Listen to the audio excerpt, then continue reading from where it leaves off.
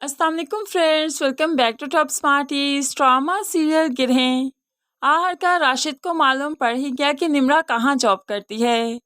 जैसे ही शाम के वक्त निम्रा घर आई तो राशिद काफ़ी गुस्से में उसी का इंतज़ार कर रहा था। आते ही उस पर भड़क उठा, मैं सब कुछ जान चुका हूँ, तुम कहाँ जॉब करती हो, इसलिए तो तुम जॉब छोड़ना नहीं चाहती थी, जबकि मैंने तुम्हें कई बार कहा कि जॉब छोड़ दो। तुमने मुझे क्यों नहीं बताया कि तुम कहाँ जॉब करती हो। आज मैं तुम्हें मोबाइल देने गया था, तुम घर भूल गई थी ना। तो वहां पर मैंने सारा तमाशा देखा कि किस तरह से तुम अपनी गाड़ी से उतरकर वजाहत की गाड़ी में बैठ गई और फिर उसके साथ ऑफिस गई। मैं सब कुछ देख रहा था। अब तो निम्रा रोने लगी। बिल्कुल सच है, वजाहत के ऑफिस में जॉब करती हूँ। मैंने कई बार बताना चाहा लेकिन हिम्मत नहीं हुई।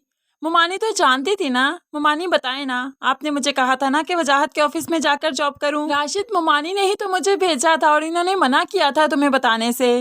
अब तो मुमानी साफ मुकर चाहती है। क्या मतलब? तुम्हारी चोरी पकड़ गई तो मुझ पर इल्जाम लगाओगी? राशिद, मुझे कुछ नहीं मालूम। मैं नहीं जानती ये कहाँ पर जॉब करती है। मैं सारा दिन घर रहती हूँ, भला मुझे क्या मालूम ये कहाँ जाती है, कहाँ से आती है। अब तो राशिद को और भी गुस्सा आ गया। तुम मेरी माँ पर इल्जाम लगा रही हो।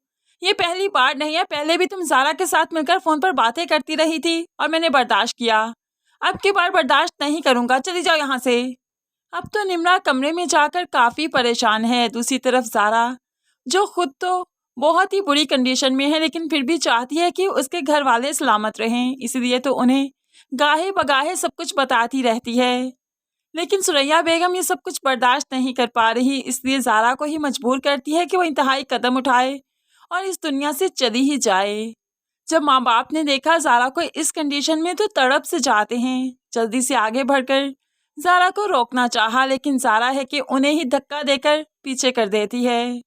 अब जल्दी से आपा को कॉल की गई, आपा को बुलाया गया तो आपा भी भागते हुए आ ही गई और यहाँ पर आकर अपने ही ड्रामे शुरू कर दिए। बहन की तबीयत का सुनते ही निम्रा से भी रहा ना गया, वो भी जल्दी से आ गई। लेकिन बाप आज भी निम्रा से बहुत नाराज है। ज़ारा को तो देखने भी नहीं देता। निम्रा मिन्नतें करती रही, अबू बस एक बार उसकी हालत तो देखने दे मुझे। लेकिन बाप चीखते हुए कहने लगा, चली जाओ यहाँ से, मैं तुम्हारी शक्ल नहीं देखना चाहता। तुम्हारा वजूद मेरे घर में मुझे बर्दाश्त ही नहीं। तो निम्रा हाथ जोड़ देती है, बस एक नज़र देखने दे अबू, प्लीज़ बस एक नज़र उसे देखना चाहती हूँ।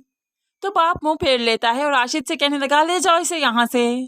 ऐसे में निम्रा को तो यहाँ से जाना ही था। अब सुरैया बेगम को समझ आ गई कि निम्रा का उस घर के अलावा तो कोई सहारा नहीं, इसलिए उसके साथ जैसा मर्जी सलूक किया जा सकता है। निम्रा भी काफ़ी परेशान हो चुकी है कि जब उसके माँ बाप ही अपने नहीं तो सुरैया बेगम से भला क्या गिला, क्या शिकवा। अब उसे ज़ारा की बातें आगे चलकर ठीक लगने लगेंगी, क्योंकि सुरैया बेगम जो पैरों पर मुकर गई वो कुछ भी कर सकती है। निम्रा हिम्मत करते हुए अगले दिन फिर से ऑफिस के लिए तैयार हुई तो राशिद फिर से डांटने लगा, तुम्हें समझ नहीं आई कि तुम ऑफिस नहीं जाओगी? तो निम्रा कहने लगी, ठीक है मैं ऑफिस नहीं जाऊंगी, लेकिन याद रखना कि इस घर में भूख के लाले पड़ जाएंगे क्योंकि तुम कोई काम करते नहीं। और मुमानी जान, आप जो साफ मुकर गई ना इस बात से कि आपको मालूम ही नहीं मैं कहाँ जॉब करती हूँ, आपने तो मुझे कुछ कहा ही नहीं। देख लीजिएगा एक दिन सच सबके सामने आ जाएगा। और अगर आज मैं जॉब पर ना गई, मैंने जॉब छोड़ दी, तो बताइए कैसे होंगे इस घर के खर्चे पूरे। अब तो वाकई सुरैया बेगम परेशान हो गई और वह निम्रा को ऑफिस जाने की इजाज़त दे ही देगी, राशिद तो बस देखता ही रह जाएगा।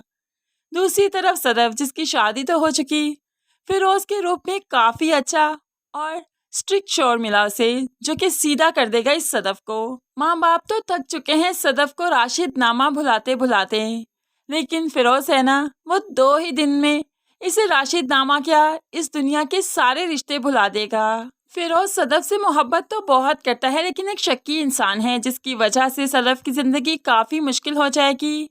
लेकिन उसकी ज़िंदगी में आसाइशें बहुत होंगी, जिसकी वजह से वो राशिद को खूब अच्छे से जेलस कर सकती है।